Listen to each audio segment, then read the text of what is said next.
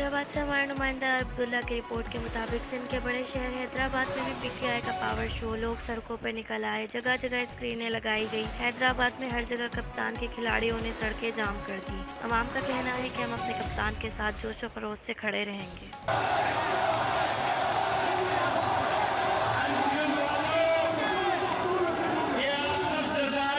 नवाब शाह से काउंसलर नहीं बन सका।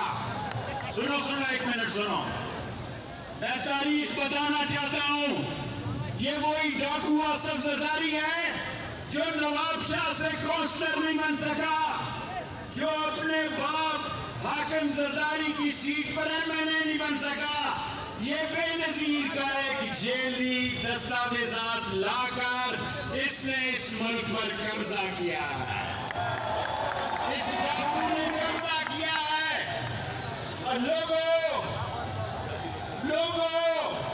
जब अयूब खान ने मुझे देखा, उसने कहा तू है शेख रशीद, मैंने कहा मैं हूं शेख रशीद।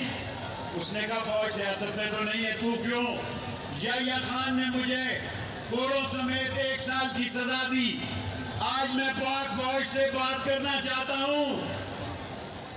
पाक फौज से आखिरी जुमला कह के स्टेज छोड़ना चाहता हूं। पाक फौज, हम तुम्हारे साथ हैं। देखो पाकिस्तान का झंडा लहराओ, लोगों लहराओ, इमरान खान